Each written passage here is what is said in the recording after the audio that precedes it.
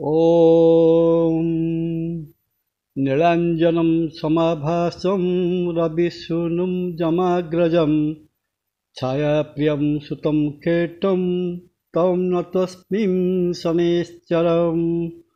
ओम शनिदेवाय नमः। शनि ढाया बा शनि सप्ताह भोग हेउथिबा समୟରେ शनि व्यक्ति को तार क्रियमाण कर्म और प्रारब्ध कर्म फल अनुजाई भयंकर भयंकर फल प्रदान करिथांती। जय जगन्नाथ। नमस्कार, मु तपन एस्ट्रोलॉजी को आपण को स्वागत। भगवान शनि देवता न्यायर देवता। वैदिक ज्योतिष शास्त्र अनुजाई शनि राशिचक्र कर्मभाव दशम भाव और आय भाव एकादश भावर अधिपति। शनि ग्रह सामान्य भूल पाई भयंकर भयंकर दंड प्रदान करिथांती तो भल कर्मर पुरस्कार स्वरूप राजगादी मध्य प्रदान करिथांती। शनि वर्तमान निज मूल त्रिकोण राशि कुंभ राशि रे बकरी अवस्था अवस्थान करुछंती।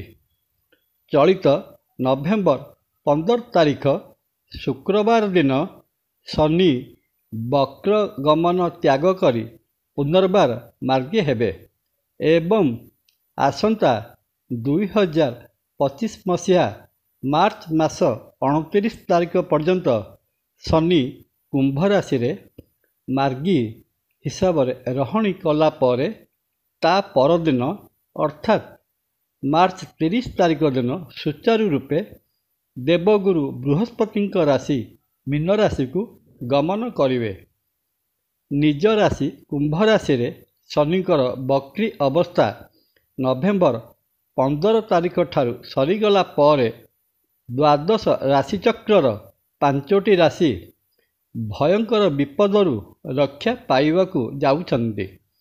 ज्योतिष शास्त्र अनुजाई ग्रहगुड़िक बक्री अवस्था प्राप्त कले अर्थात पश्चात गमन कले देउथिबा फलर 2 गुण फल प्रदान करिथांती। ग्रह जगत रे शनि महाग्रह को एक भयंकर ग्रह रूपे वर्णना करा जाई अछि। एहा छड़ा शनि एपरि एक ग्रह जहांकु कि मारक क्षमता मध्य प्रदान करा जाइछि। ग्रह जगतर 9टी जाक ग्रह मध्यरु 8टी ग्रह केवल शनि को छाड़ीदेले प्राणी को मारिबार क्षमता थिले मध्य बिना अन्य एक ग्रहर साहाय्य न नेई सेमाने प्राणी को मारी पारंती नहीं। किंतु शनि एकमात्र ग्रह जे कि बिना अन्य कौनसी ग्रहर साहाय्य न नेई शनि प्राणी को मृत्युदंड मध्य प्रदान करिपारे। यह आंभर अभिज्ञतार मध्य आसीअछि।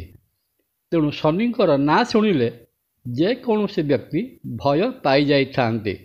शनि महाग्रह महादशा अंतर्दशा बा प्रति अंतर्दशा चढ़ा गोचर रे शनि ढाया और शनि सप्ताह भोग हेउथिबा समय रे मध्य भयंकर फल प्रदान करिथांते। आम सौर जगत रे शनि सूर्य को ठारू बहुत दूर रे थिबारु सूर्य को थरे परिभ्रमण करिबा पई प्राय 30 वर्ष समय नहीं थांती।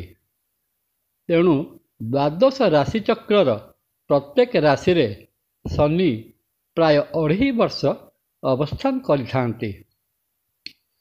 गोचर रे जातकर चंद्र थिबा राशिर चतुर्थ और अष्टम स्थान रे शनि विराजमान करिथिले एहाकू शनि ढाया बोली कुहा जाइथाए। शनि ढाया 2.5 वर्ष पर्यंत भोग होइथाए एवं एई शनि ढाया भोग हेउथिबा समय रे शनि व्यक्ति को तार क्रियमाण कर्म तथा प्रारब्ध कर्म अनुजाई भयंकर भयंकर फल प्रदान करिथांती।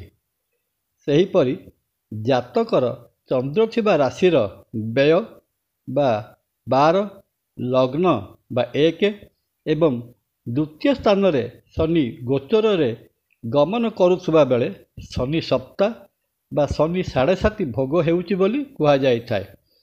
ଏହି ଶନି ସପ୍ତାହ ଦୀର୍ଘ 7.5 ବର୍ଷ ପର୍ଯ୍ୟନ୍ତ ଲାଗି ରହୁଥିବାରୁ ଏହା ମଣିଷକୁ ଯେତେ ପ୍ରକାର ସାଂସାରିକ ଦୁଃଖ କଷ୍ଟ ଅଛି ସେସବୁ ସହିତ ପରିଚୟ କରାଇ ଦେଇଥାଏ। ଜଣେ ବ୍ୟକ୍ତି ବହୁତ ବେଶୀରେ ତା'ର ଜୀବନକାଳ ମଧ୍ୟରେ 3 ଥର ଶନି ସପ୍ତାହ ଭୋଗ କରିଥାଏ। ଏବେ ଦେଖିବା ନିଜ ମୂଳ ତ୍ରିକୋଣ ରାଶି କୁମ୍ଭ ରାଶିରେ ଶନିଙ୍କର ବକ୍ରଗମନ ସରିଗଲା ପରେ ଏବଂ ଶନି ମାର୍ଗୀ ହେବା ପରେ ଦ୍ୱାଦଶ ରାଶିଚକ୍ରର 12ଗୋଟି ରାଶିରୁ କେଉଁ ରାଶି ବିପଦରୁ ମୁକ୍ତ ହୋଇଛନ୍ତି ତ ଆଉ କେଉଁ ରାଶି ରାଜା ହେବାକୁ ଯାଉଛନ୍ତି, ଏହା ଆଗାମୀ ଏପିସୋଡ଼ରେ ପରିବେଷଣ କରିବା। ଶନିଙ୍କର ମାର୍ଗୀ ଚଳନ ପରେ ରାଶିମାନଙ୍କର ଉପରେ କ'ଣ ପ୍ରଭାବ ପଡ଼ିବ ତାହା ଏହି ଏପିସୋଡ଼ର ପରବର୍ତ୍ତୀ ଏପିସୋଡ଼ରେ ପରିବେଷଣ କରାଯିବ। ଜୟ ଜଗନ୍ନାଥ। ଭିଡ଼ିଓଟି ଭଲ ଲାଗିଲେ ଲାଇକ୍, କମେଣ୍ଟ, ସବସ୍କ୍ରାଇବ୍ ଓ ସେୟାର କରିବା ପାଇଁ ଅନୁରୋଧ। ନମସ୍କାର। ତପନ।